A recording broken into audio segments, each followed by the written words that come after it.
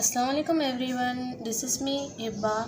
Today I am defining you about electric field. So basically आज हम पढ़ने वाले हैं इलेक्ट्रिक फील्ड के बारे में. सबसे पहले इलेक्ट्रिक फील्ड का सुनते ही हमें ये सवाल आता है कि व्हाट इज़ इलेक्ट्रिक फील्ड. क्या है इलेक्ट्रिक फील्ड. इलेक्ट्रिक फील्ड भी एक फोर्स फील्ड है. तो सबसे पहले इलेक्ट्रिक फील्ड का जो कॉन्सेप्ट है वो हमें माइकल फैराडे ने दिया.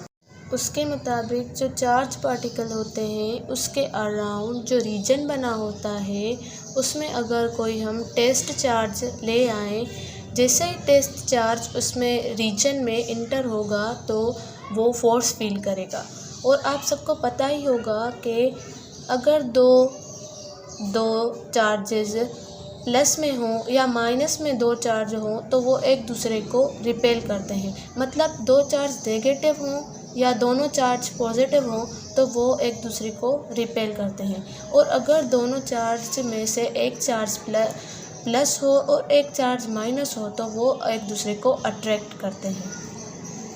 फॉर एग्ज़ाम्पल जैसे मैंने आपको बताया कि एक चार्ज अगर पॉजिटिव होगी और एक चार्ज अगर नेगेटिव होगी तो वो एक दूसरे को सामने आते ही अट्रैक्ट कर लेंगे.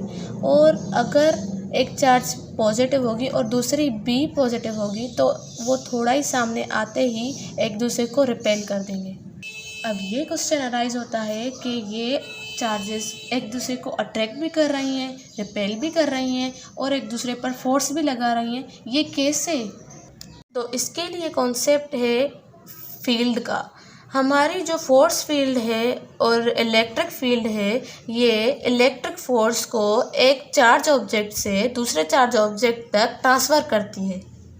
सबसे इम्पोर्टेंट बात, ये जो टेस्ट चार्ज है हमने इसको कन्वेंशनली पॉजिटिव ही लेना है. ये हमेशा पॉजिटिव होती है. ये जो स्पेस है, ये जो रीजन है, मैं इसकी आपको डेफिनेशन बताती हूँ. Space or region around a charge in which test charge feels its effect as force. मतलब कि किसी चार्ज के इर्द गिर्द वो जगह जहाँ कोई टेस्ट चार्ज हम के लिए, यानी कि किसी चार्ज के इर्द गिर्द वो जगह जहाँ कोई टेस्ट चार्ज हम लेकर आए तो वो टेस्ट चार्ज उस फील्ड का जो इफ़ेक्ट है उसे फील करके एक फोर्स की शक्ल में आ जाए.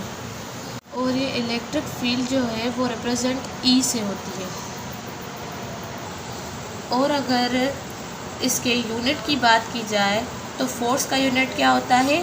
फोर्स का यूनिट होता है न्यूटन और चार्ज का यूनिट होता है कॉलम. तो इलेक्ट्रिक फील्ड का यूनिट क्या हुआ?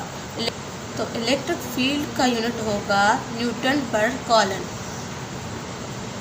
So that's it. यही था हमारा आज का टॉपिक. उम्मीद है कि आपको समझ में आ गया होगा. अल्लाह हाफिज़.